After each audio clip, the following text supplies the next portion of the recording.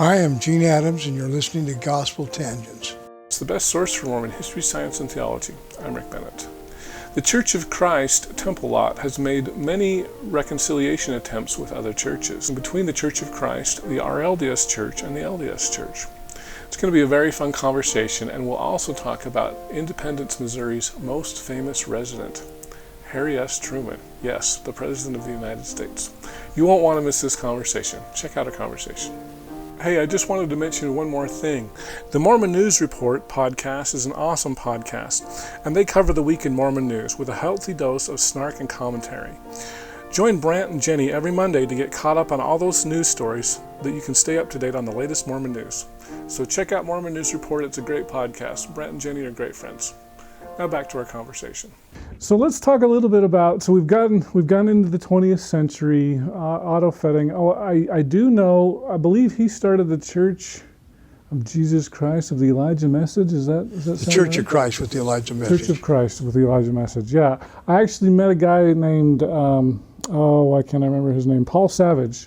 Yeah. And unfortunately couldn't get him on, but he's a fun guy to talk to. He's a good friend of mine. Yeah, I like Paul a lot. Yeah. He's an apostle, as I recall?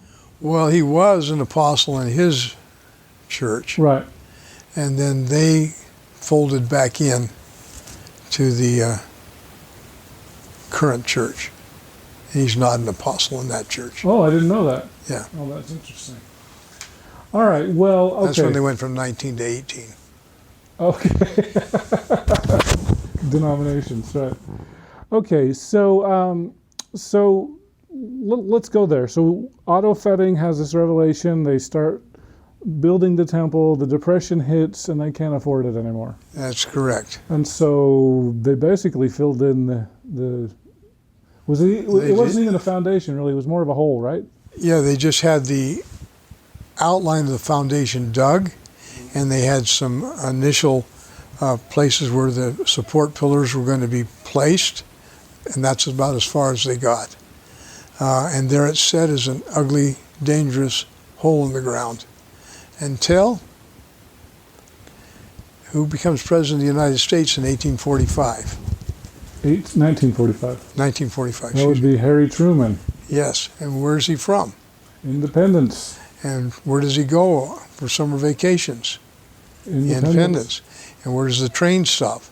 Down the hill. They have to come right past the Temple lot property on the way into town and to his house. Okay. And he sees the ugly hole. And he's the president. He's the president of the United States. I can't find anything specific that he says that's an ugly hole.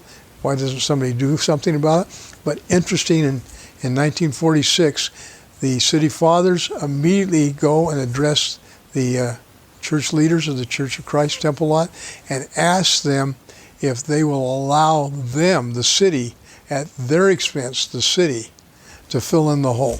Oh, wow. And they said yes. And that is documented. Oh, wow. Yeah, it's in council minutes for the city of Independence. And so that gets all leveled out, and then the grass gets planted, and that's what you see today. Yeah. So that's the rest of the story. Well, and I know they have a picture there where they have these people standing where the foundation was. Mm-hmm. That's a really cool picture. Oh. And so with that property, I know right now they have a white building there. Yes. And that's the third building on that square. Right. I know it burned down in, I want to say 1990. Yes, that's building. Yeah. The one before that was about, off the top of my head, about 1900. Okay. So their very first structure was burned by an arsonist, as was the second one. Yeah, that's terrible. I can't imagine. Both of them with issues with the church. Yeah. So they originally built just a small white structure. Yeah, it wasn't very big, 16 by 20 feet. It was probably, 16 by 20. So it was probably about the size of this room. That's a tiny, tiny building. Yeah, not much bigger. And so that was burned. Do you know what year that was burned down? I think it was 1900. Oh, that burned down in 1900. Yeah. Okay. And then they built a larger church that was there for, they rebuilt it fairly soon thereafter. a lot of people, I think, in the community, they felt it was a terrible thing to happen to anybody. And there was a lot of cooperation, participation. And they rebuilt it. It was a 2-story building, and unfortunately it got burned again. Yeah, that was terrible. I know Randy had a lot of pictures of that as well. Yeah.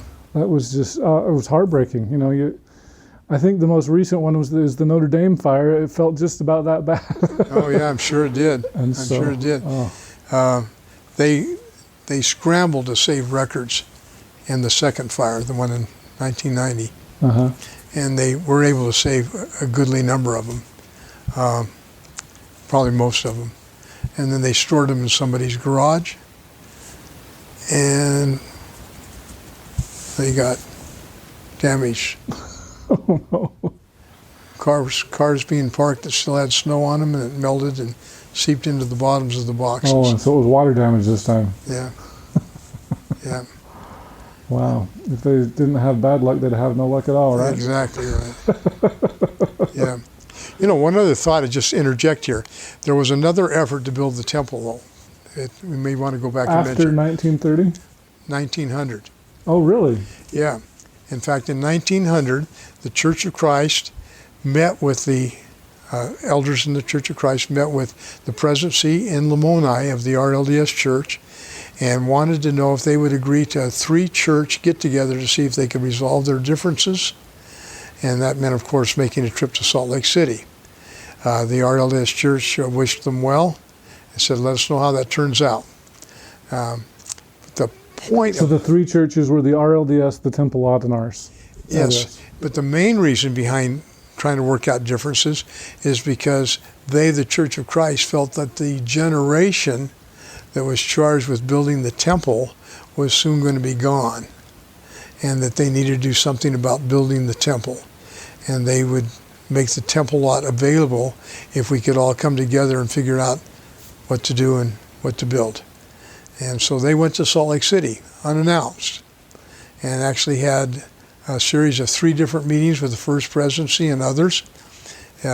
Lorenzo Snow conducted the meetings, and it was really at that point in time that while we said no, we gladly paid for their expenses, and they returned home, and they went ahead and had their meetings with the RLDS Church in terms of just resolving some differences. And that's when this baptism and switching churches and so forth, that all comes about as a result of that.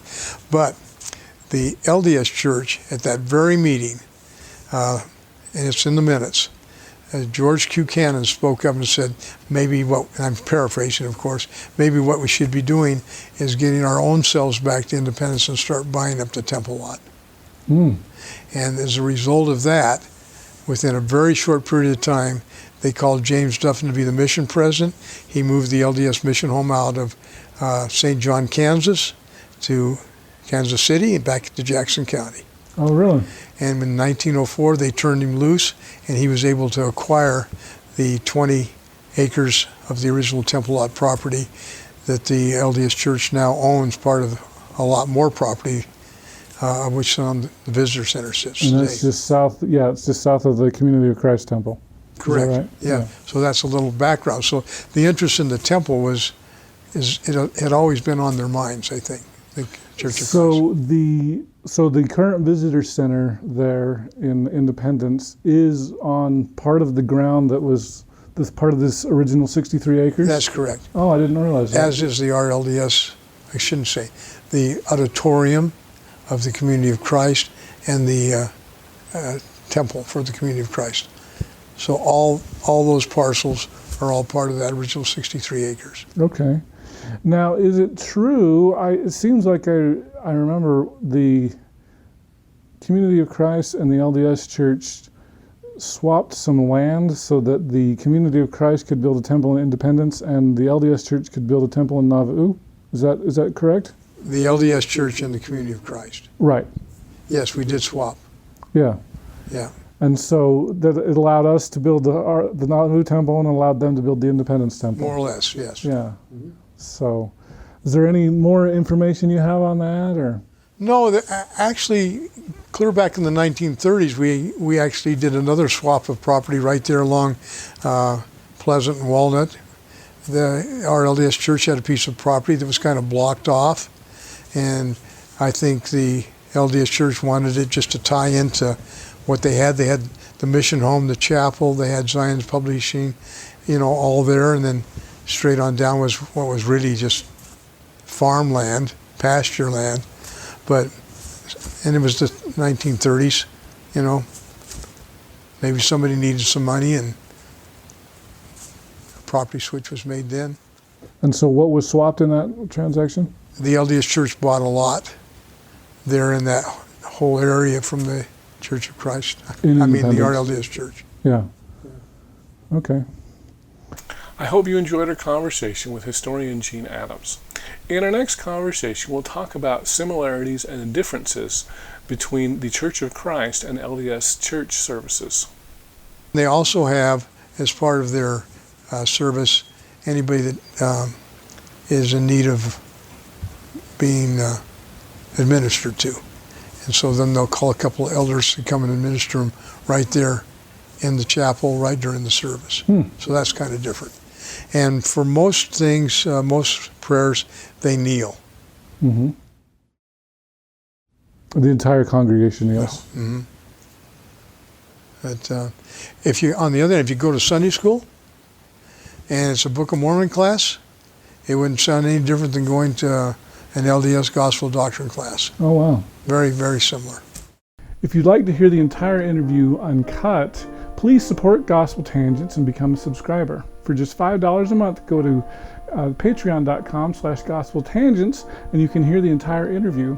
And you can also get transcripts available at either our Amazon website, or if you want to give the money to me and not Amazon, please subscribe on my website at gospeltangents.com and you can click the yellow subscribe button. Of course, we're also on Facebook, Twitter, and all the other places. Make sure you subscribe on iTunes at tinyurl.com/gospeltangents. And don't forget to click here to subscribe on YouTube, here for a transcript, and over here we've got some more of our great videos. Thanks again for listening.